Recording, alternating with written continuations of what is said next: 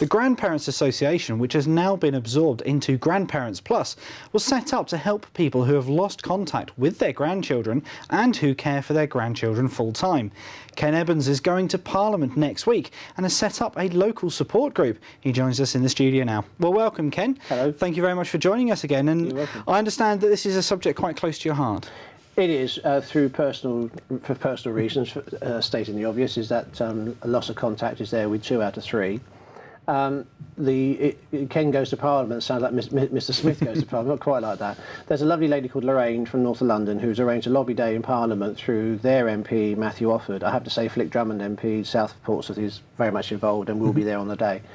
And with loads of other similar grandparents across certainly the south of England, as in there's a Bristol group going right away across to Kent, and then other parts, are all going to turn up for a couple of hours next week at Parliament, hopefully to speak to members of Parliament.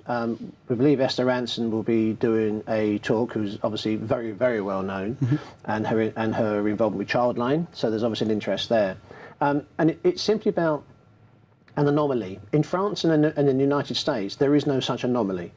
Grandparents are recognised. And what you have in a situation is that when there is a problem between a child's parents, if we use the word divorce, it usually it very often triggers a divorce between the grandchild and the grandparent as well, which has got nothing to do with either party. And if you look into the law, once you take the parents out of the equation, there's nothing in the law that says, well, really, you should look at the next level. And I have to say, although this is primarily about grandparents, that's my main thrust, it also includes the same, shall we say, the same level within the family, brother, sister, mother, father, nephew, that's all a similar level. So there could be other members exactly the same as the grandparents, but this is obviously about grandparents because that's what we're honing in on. So it's just to say there should be this third level to look at, so that when it comes to dealing with how best to help the child, then the full weight of the family can be taken into consideration without any guarantees at all. And it may well be there is nobody in the family who can help, but at least you need to explore it, whereas now it's cut short. And we're just saying to members of Parliament, would you mind please start to look again? And what we're hoping to achieve in March or April is a petition online where you were looking for 100,000 signatures to get our full day in Parliament and to get a debate in Parliament.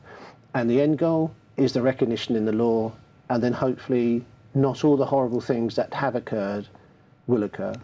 I mean, it's interesting that you say that it's that middle ground. It's not the child, it's not the grandparents, it's the breakdown in communication in that middle section between the parents, so to speak. Communication's a good word, but yeah. Yes, it covers all ills, yes. And I mean, what happens then in cases where the grandparents often take on the sort of carer responsibility, so the parents go back to work and the grandparents are almost in place of a childminder? Well, the last audited figures, if you like, I saw was there's 1 million grandchildren who have lost contact, but there's 250,000 grandparents who are full-time carers. That's a lot, if you actually think about those numbers. But the benefit system and payments within the benefit system are very limited, and they don't give the same flexibility you have elsewhere when you have benefits to help with child care. We were talking off air about the taxation side. The credit side may well be changing or has been reminded, but it's still a small drop in this rather big ocean.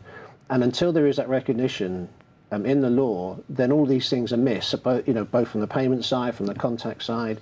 But grandparents, people have to consider that usually, and myself is a good example, my own children, they would have very interesting comments about my parenting skills.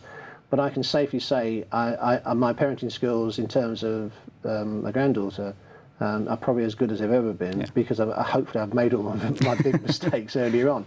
And that's where grandparents can really be an asset. They're not there to replace the parents, they're there to help, and there to give guidance. And I have to say, before we run out of time on the interview, my own grandmother, my memories of her have become fonder as the time's gone by. And if I do anything half decent or I'm a half decent person, she has got a huge part to playing it. And she was simply somebody who was absolutely wonderful.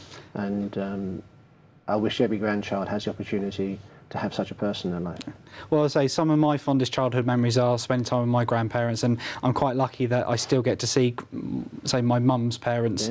Yeah. Unfortunately, my dad's Cherish side them not so while you more, but can. no, very, very lucky. But well, we wish you all the best with Thank the you. campaign. Please do come back and let us know how you get on in That'd be Parliament, very Ken. kind. We really hope to. But that's all we've got time for now. Thank you very much for coming in. Thank you for the opportunity. Thank you.